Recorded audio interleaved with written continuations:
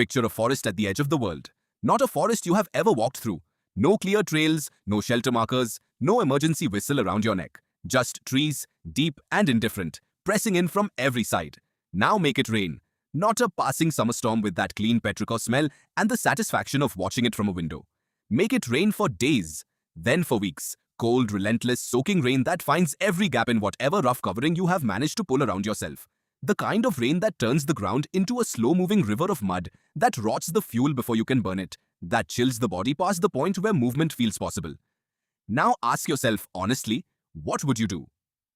Most of us, if we are being truthful, would not survive it. Not because we are weak or stupid, but because we have no idea what we are doing. We have spent our lives insulated from the fundamental problem that defined human existence for nearly the entire span of our species' time on this earth. And that problem was not predators or starvation or tribal warfare, though those things were real enough.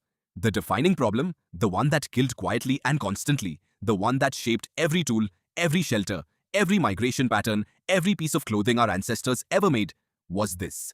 How do you keep a human body alive when the sky will not stop pouring water onto it? This is not a question archaeology textbooks linger on. It sounds, on the surface, too simple. Rain falls, you get wet, you find shelter, you wait it out. But that account is catastrophically naive about what extended exposure to cold and moisture actually does to a human being, and equally naive about how little of the ancient world offered easy relief from it. The real story of how early humans survived sustained rainfall is a story about the biology of heat loss, the chemistry of fire, the engineering of small enclosed spaces, the waterproofing of animal tissue, and, perhaps most importantly, the social architecture of groups who understood, at a bone-deep level, that surviving this kind of weather was never a solo endeavor. Let us begin with the body, because the body is where the problem starts and where it ends. The human body is a furnace. It produces roughly 80 watts of heat at rest, enough, under normal conditions, to maintain a core temperature hovering just above 37 degrees Celsius. That internal heat is what keeps the brain functioning, the heart pumping, the muscles responsive. But heat is not held in the body like water in a bucket. It moves, it radiates, it conducts away through any surface in contact with something cooler. And nothing strips heat from a human body faster than water. Water conducts heat away from skin at a rate approximately 25 times faster than still air of the same temperature, which means that a person standing in 10-degree rain is losing body heat at a rate that, if sustained, will cause their core temperature to drop below the threshold of cognitive function within hours, and below the threshold of survival not long after. Hypothermia does not announce itself loudly. This is the cruelest part of it. In the early stages, the person feels cold, uncomfortable, perhaps a little confused. Their fine motor control begins to slip. Then, as the core temperature continues to fall, something strange happens. The person stops shivering. They may even feel warm. They may make irrational decisions, removing clothing, wandering away from shelter, lying down in a place from which they will not get up. The ancient world did not know the word hypothermia, but it knew the signs. It had seen people go wrong in the cold and the wet, and it had, over thousands of years, accumulated the collective knowledge of how to prevent it. But here's the real problem. Fire. Fire is the obvious answer to cold. It is the answer so obvious that it almost closes the question before it opens. But the real challenge in a sustained rainstorm is not whether you know fire can warm you. The challenge is whether you can make one and keep one alive when everything around you is saturated. Green wood does not burn cleanly. Soaked tinder does not catch at all. A fire built without shelter from the rain dies within minutes. And the techniques required to maintain viable fire during extended wet periods. Finding dry fuel inside the cores of standing deadwood, using stored dry materials carried specifically for this purpose, building fire shelters of bark and stone before the rain arrives rather than after. These were not instincts. They were learned behaviors, transmitted skills, cultural technology. This is where the story changes, because what we are really talking about when we talk about surviving rain is not individual cleverness. It is collective memory. Consider what it means to carry knowledge before writing exists.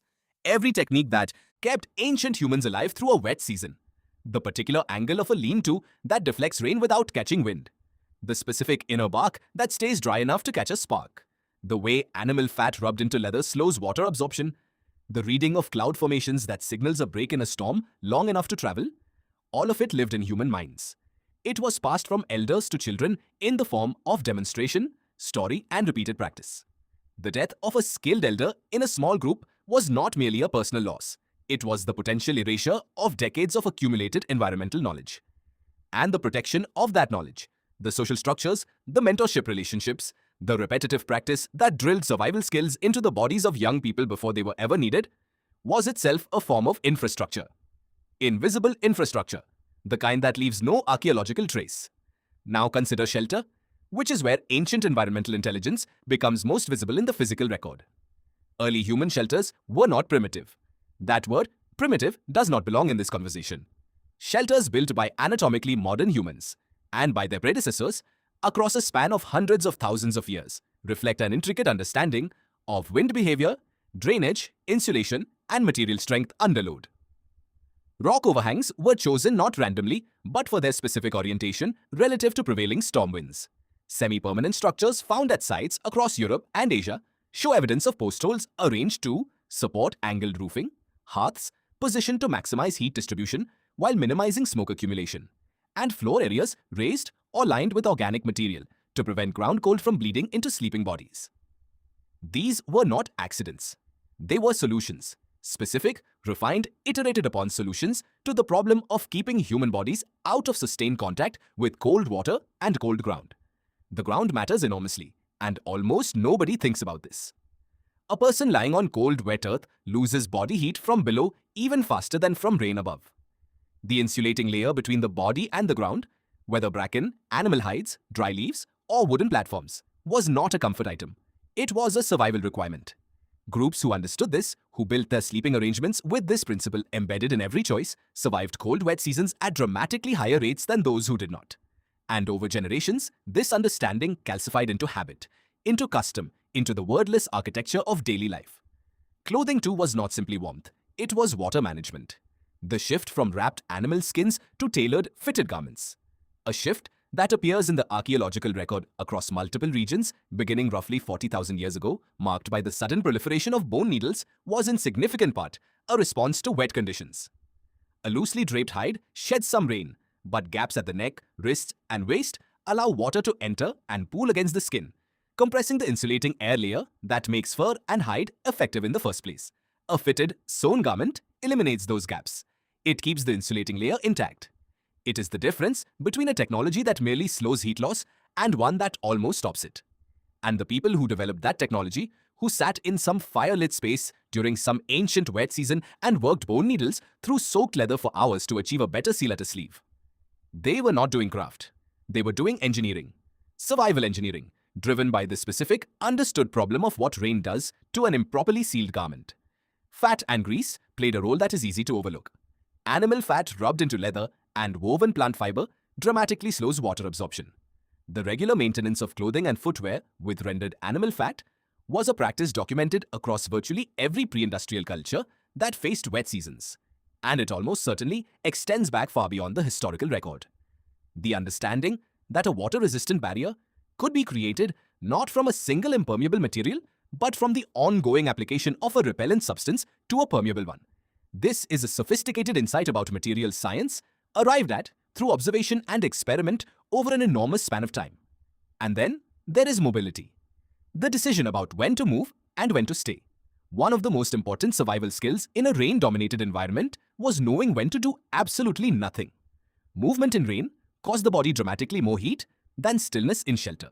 Wet clothing loses its insulating capacity quickly, and wet terrain slows travel while increasing the metabolic cost of movement. A group that chose to travel through an extended rainstorm because they were anxious or impatient was a group burning energy they could not replace, soaking clothing they could not dry, and exposing themselves to ground conditions, flooding rivers, slick slopes, waterlogged lowlands that could kill quickly.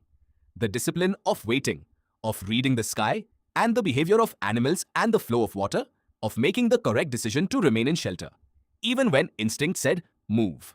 This was as important as any physical tool. Ancient humans learned to read water the way we read text.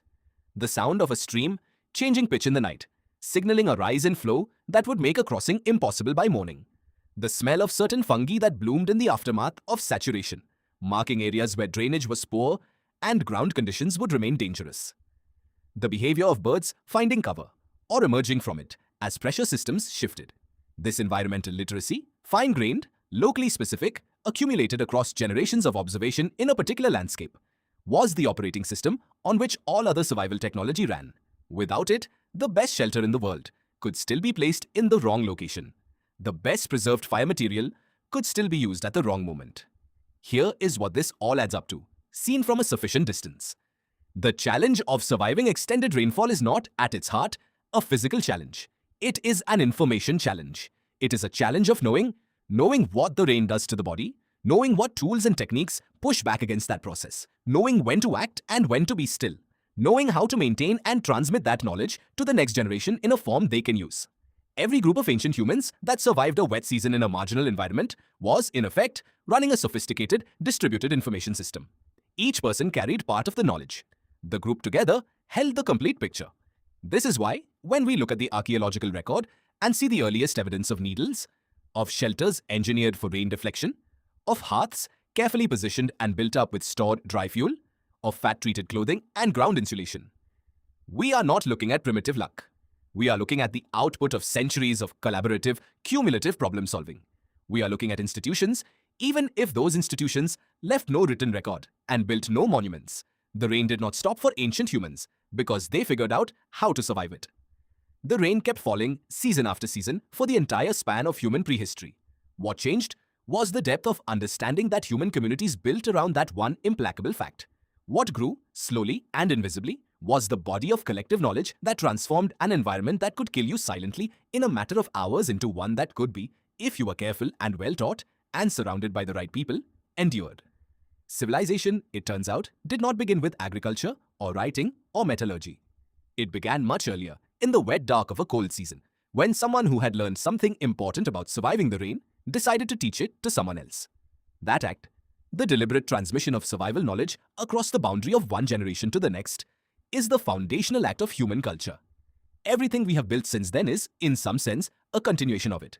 The rain taught us how to think together. And we have not stopped since.